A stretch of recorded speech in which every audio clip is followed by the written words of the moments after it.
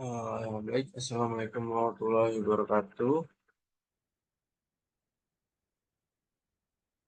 Perkenalkan, nama saya Cahyo Babisma Siloka dengan NIM 2020-230077, jurusan Teknologi Informasi Universitas Dharma Persada.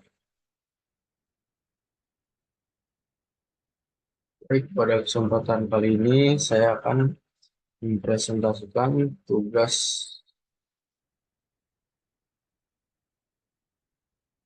interpersonal skill, yaitu yang berjudul dampak konflik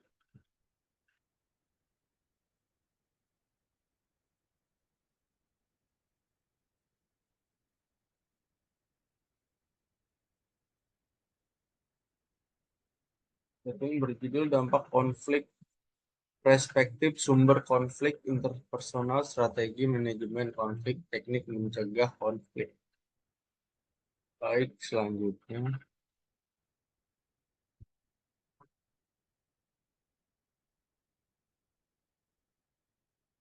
Di sini ada daftar isinya. Saya ada 5. Yaitu yang pertama ada 6. Pertama pendahuluan, yang kedua dampak konflik, ketiga perspektif sumber konflik, yang keempat konflik interpersonal, yang kelima yang kelima strategi manajemen konflik, yang keenam teknik mencegah konflik, yang ketujuh kesimpulan. Oke, berikutnya pendahuluan. Yang pertama, pengertian konflik.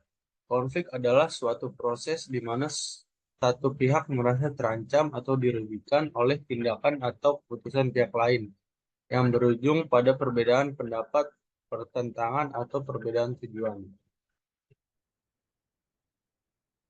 Oke, selanjutnya pentingnya memahami konflik dalam konteks interpersonal skill.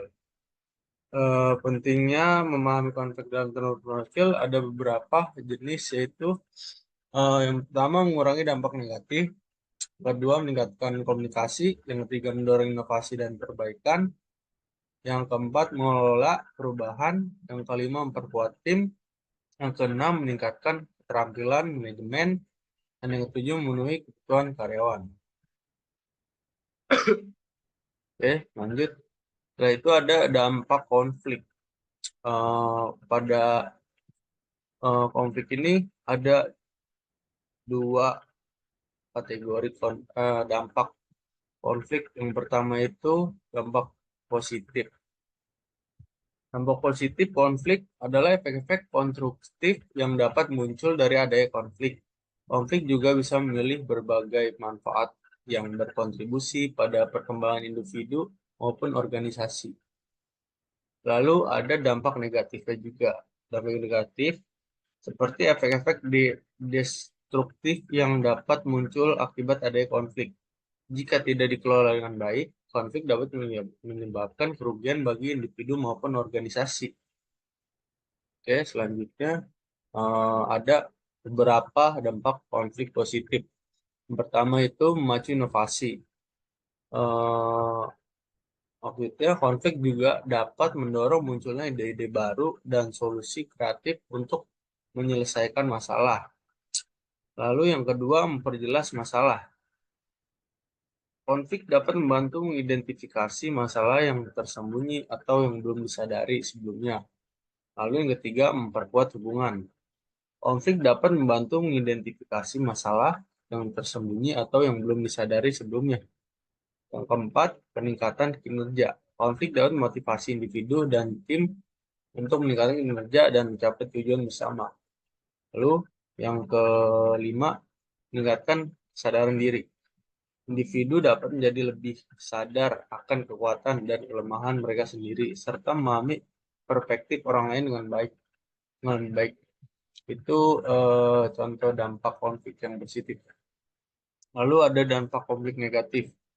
Pertama itu menurunkan moral. Maksudnya itu konflik yang tidak terkelola dengan baik dapat menurunkan semangat dan motivasi kerja. Lalu yang kedua meningkatkan stres. Konflik dapat meningkatkan tingkat stres dan kecemasan di tempat kerja yang berdampak pada kesehatan mental dan fisik. Lalu mengurangi produktivitas, waktu dan energi yang dihabiskan untuk konflik dapat mengurangi fokus dan produktivitas kerja. Lalu ada kerusakan hubungan. Konflik yang berkepanjangan atau tidak terselesaikan dapat merusak hubungan antar individu atau tim. Dan terakhir, penciptaan lingkungan kerja negatif. Konflik dapat menciptakan lingkungan kinerja yang tidak harmonis, penuh ketegangan, dan kurang kolaboratif. Itu contoh dampak konflik negatif. Baik, selanjutnya ada perspektif sumber konflik. Maksud dari perspektif sumber konflik itu memahami asal-usul atau penyebab konflik dari berbagai sudut pandang, baik itu dari faktor internal maupun eksternal. Dengan memahami sumber-sumber ini, individu dan organisasi dapat lebih efektif dalam mengidentifikasi, mengelola, dan menyelesaikan konflik. Oke, di dalam berbagai sumber konflik ada sumber dari internal. Yang pertama kepribadian, perbedaan kepribadian, temperamen, dan gaya komunikasi dapat memicu konflik. Misalnya, seorang yang ekstrovert mungkin bentrok dengan seseorang yang introvert. Lalu yang kedua ada nilai dan keyakinan. Perbedaan nilai, keyakinan, dan prinsip moral dapat menyebabkan ketegangan. Misalkan,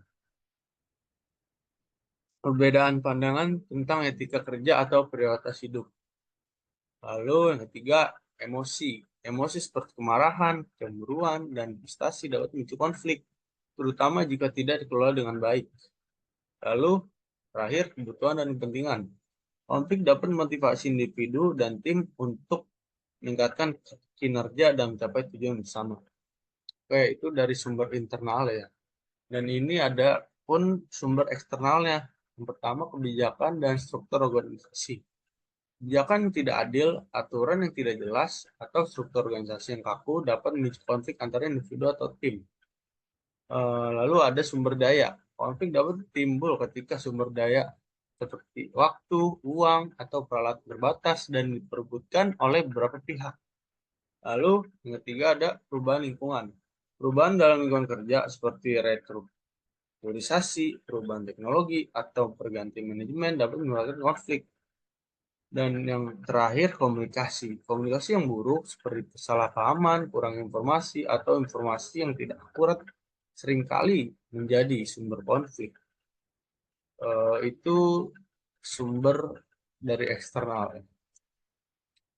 Selanjutnya konflik interpersonal. Ini definisi konflik interpersonal itu jenis konflik yang terjadi antara dua individu atau lebih yang disebabkan oleh perbedaan dalam kepribadian, nilai, persepsi, atau kepentingan. Konflik ini seringkali muncul dalam interaksi sehari-hari di tempat kerja, keluarga, atau lingkungan sosial lainnya.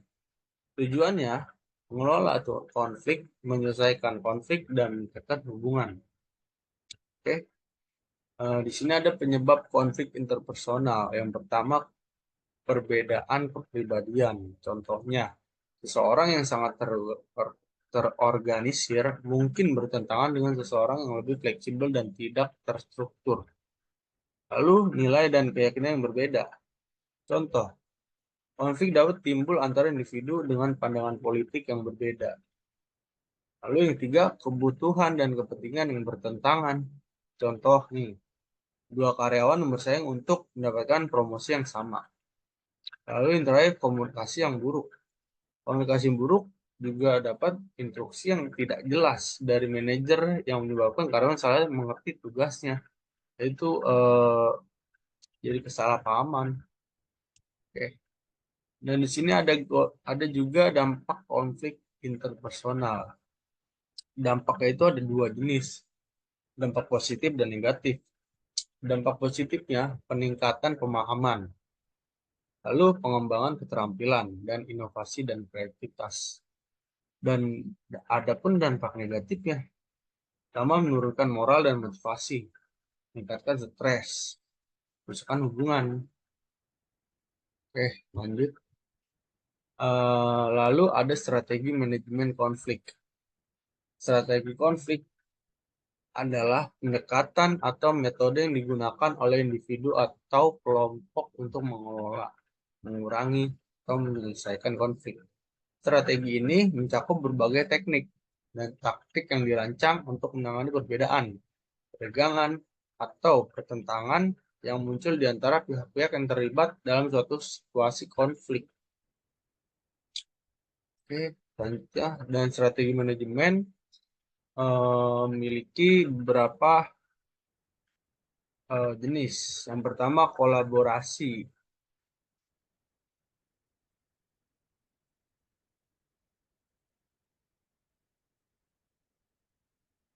Kolaborasi. Kolaborasi atau collaboration kerja sama untuk menemukan solusi yang memuaskan semua pihak. Contohnya nih, dua departemen bekerja sama untuk menyusun rancangan anggaran. Lalu yang kedua, kompromi atau kompromis. Saling memberikan konsensi untuk mencapai solusi yang dapat diterima oleh semua pihak. Contohnya, dua rekan kerja menyesuaikan jadwal rapat. Oke. Ketiga, menghindari atau avoidance. Tidak terlibat atau menunda konflik. Maksudnya karyawan tidak menanggapi komentar provokatif. Lalu ada mengakomodasi atau accommodation. Menyerahkan keinginan untuk memenuhi kebutuhan untuk kepentingan pihak lain. Contohnya, manajer mengikuti saran tim meskipun berbeda pandangan. Lalu yang kelima, kompetisi atau competition. Berusaha menangkan konflik dengan biaya apapun. Maksudnya, karyawan bersaing untuk promosi yang sama. Oke, lanjut. Lalu ada teknik mencegah konflik. Maksud dari teknik mencegah konflik ini, metode atau pendekatan yang digunakan untuk menghindari terjadi konflik sebelum terjadi. Teknik ini melibatkan berbagai strategi untuk menciptakan lingkungan yang kondusif, mengelola perbedaan, dan mengurangi potensi penyebab konflik antara individu atau kelompok. Adapun jenis-jenis teknik mencegah konflik. Yang pertama, komunikasi terbuka dan jujur. Memastikan komunikasi yang jelas dan terbuka untuk menghindari kesalahpahaman. Lalu ada mendengarkan dengan empati. Mendengarkan dengan perhatian dan memahami perspektif orang lain. Lalu ada menetapkan harapan yang jelas. Menetapkan harapan yang jelas mengenai tugas dan tanggung jawab. Lalu ada membangun hubungan yang kuat. Membangun hubungan saling percaya antara anggota tim. Lalu ada mengelola stres dengan baik. Mengelola stres untuk mencegah ketegangan dan konflik. Itu yang sangat sulit. Dan terakhir kesimpulannya, pemahaman mendalam tentang konflik, baik dari perspektif dampak sumber konflik, strategi manajemen, maupun teknik pencegahan, sangat penting dalam membangun lingkungan kerja yang harmonis dan produktif. Organisasi yang mampu mengelola konflik secara efektif tidak hanya dapat mengurangi dampak negatifnya, tapi juga memanfaatkan potensi positifnya untuk pertumbuhan dan inovasi. Baik, mungkin presentasi saya cukup. Kurang lebihnya mohon maaf. Wassalamualaikum warahmatullahi wabarakatuh.